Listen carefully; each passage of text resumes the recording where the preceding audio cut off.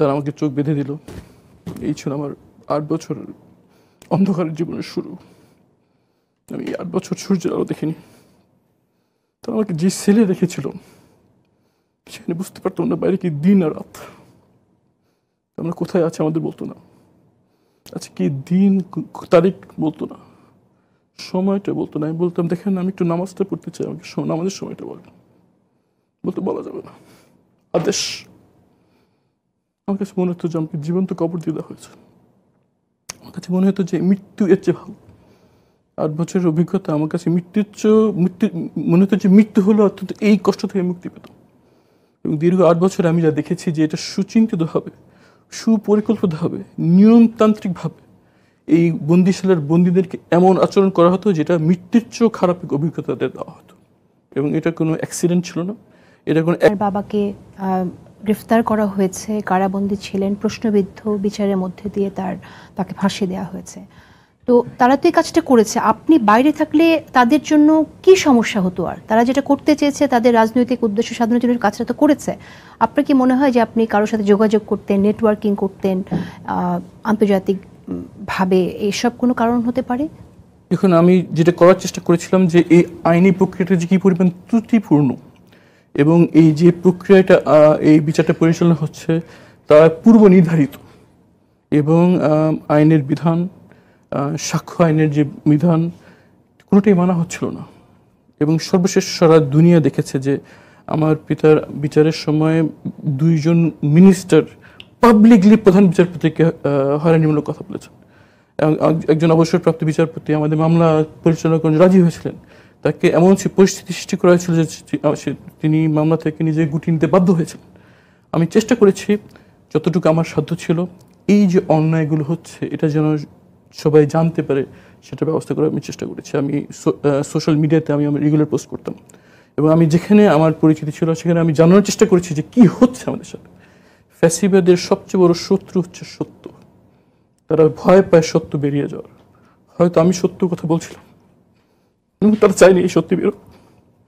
এবং আমি যা করছিলাম তারা যা করতে চেয়েছিল সেটার প্রতি একটা বাধা ছিল। সেটা এই বাধা দূর করার জন্য তারা আমার পিতার ফাঁসির 13 দিন আগে আমাকে, আমি দীর্ঘদিন বন্দী ছিলাম, জানতেও পারিনি আমার পিতার কি হয়েছে, জানতে পারিনি আমার পিতা কি বেঁচে আছে না নাই।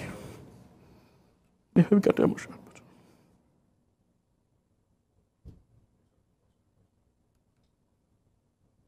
আমরা শুনেছি যে 5 তারিখের পরেই আয়নাঘরের অনেক আলামত, অনেক চিহ্ন মুছে ফেলা হয়েছে। আপনার কি তাই মনে হয়েছে কিনা? প্রথমত আমি এক্স্যাক্ট আমার লোকেশন আমি নিজে বলতে পারিনি।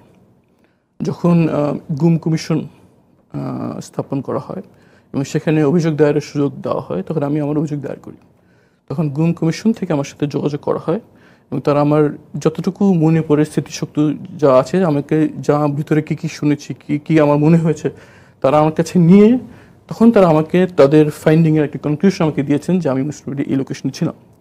তারপর তারা আমাকে যেটা করেছেন যে আমাকে সেখানে লোকেশনে বেশ কিছু ছবি আমার কাছে পাঠিয়েছেন। আমি তখন চিকিৎসার জন্য দেশে বাইরে ছিলাম, কিন্তু আমি বারবার বলছিলাম যে আমার সেলটা যে ছবি দিচ্ছেন এর সাথে একটু ভিন্ন, মিলছে না। তখন তারা অনেক ছবির মধ্যে শুধু একটা জিনিস আমি চিন্তা করতে, আমি যখন চোখ বেঁধে আমাকে বিভিন্ন সময় সেল থেকে বের করতো, বের হয়ে আমি ডান দিকে আমাকে টার্ন নিতাম, নিয়ে আমি 5টা সিঁড়ি পেতাম। বারবার বলতাম যেটা আমার মনে আছে, 5টা সিঁড়ি উঠতাম, আবার নামানোর সময় 5টা সিঁড়ি নেমে সেলে ঢুকতাম। কিন্তু কোনো মতেই তারা এই সিঁড়িটা তারা খুঁজে পেয়েছেন এবং আমি বলতাম যে আমি আওয়াজ শুনছি, ট্রেনের আওয়াজ শুনছি, আমি প্লেন ল্যান্ডিং আওয়াজ শুনতে পারতাম শীতকালে। তার ওখানে গরমকালে একটা এক্সস্ট ফ্যান চালাতো যেটা বাইরের সাউন্ড যাতে আমরা বুঝতে না পারি, বাইরের সাউন্ডকে ঢেকে ঢেকে দেওয়ার জন্য খুব লাউড একটা এক্সস্ট ফ্যান চালাতো। শীতকালে আমাদের কষ্ট তাদের কোনো বিষয় ছিল না। তারা শীতকালে তারা যে প্রহরী ছিল তাদের কষ্ট হতো, তখন তারা ওই এক্সস্ট ফ্যানটি বন্ধ করতে বাধ্য হতো আর কি। তো ওই এক্সস্ট ফ্যান বন্ধ হলে আমরা এখানে আওয়াজ শুনতে পারতাম। সেই সব ক্লু দিয়ে তখন তারা লোকেশনটা আইডেন্টিফাই করেছে এখানে। কিন্তু আমি যে সেলে ছিলাম, যখন আমি ওখানে খাওয়ার সময় হোক, আমাকে যে গোসল করার জন্য এখানে তো যে করেছে সেগুলো মিল ছিল না, কোনোখানে সেটার অস্তিত্ব পাওয়া যাচ্ছিল না। পরে যেটা আবিষ্কার করা হলো, গুম কমিশনের আমি বলবো যে নির্ভীক সদস্যবৃন্দ নিরলসভাবে এখানে তদন্ত চালিয়ে যেটা আবিষ্কার করেছেন যে সেই সেলগুলোর দরজা ভেঙে দেয়াল তুলে দেওয়া হয়েছিল। দেয়াল তুলে রং করে এমনভাবে দেওয়া হয়েছিল যে হতে পারে বলে আমার মনে হয় তারা সেই দেয়ালটা ভাঙেন এবং দেখতে পান যে সেখানে ভিতরে একটা সেল রয়েছে, এবং আমি যে বিবরণ দিয়েছি সেটার সাথে মিলে যায়, এবং এভাবেই সেই সেলটা উদ্ধার হয়। প্রথমত আমি অবাক হয়েছি যে কি পরিমাণ দুর্বৃত্তায়ন হয়েছে, যে তারা তাদের অপরাধ ঢাকার জন্য কোন পর্যায়ে গিয়েছে।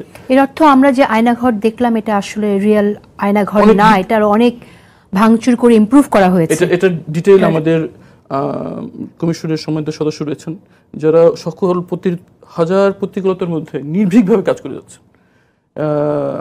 আমি তাদেরকে ধন্যবাদ জানাতে চাই।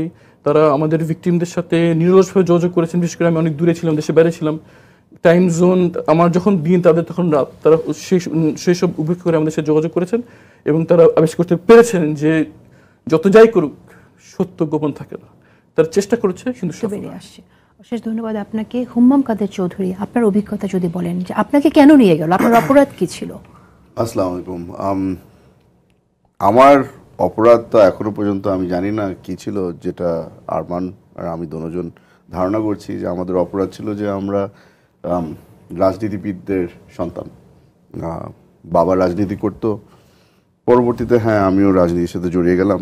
তো ওটা যে এত বড় একটা অপরাধ হবে যেটার কারণে 7 মাস আয়নাঘরে গুম থাকতে হবে, ওটা কোনো সময় চিন্তা করিনি। আমারও কিন্তু আরমান যেভাবে করে বলল যে ও প্রতিবাদ করেছিল তাকে যখন নিতে আসে, আমি কিন্তু প্রতিবাদ করিনি। আজমি সাহেব, আরমান এবং আমাকে, আমরা ছিলাম দ্য ইনফেমাস 3। আমাদের তিনজনকেই নিয়ে আমি মনে করেছিলাম যে যাচ্ছি কোর্টে, এখন এখান থেকে আর কোথায় বা নিবে। আমি গাড়ি থেকে নেমে পড়লাম যখন গাড়ি ঘেরাও করে ফেললো। ওখান থেকে নিয়ে গেল ডিবি অফিসে।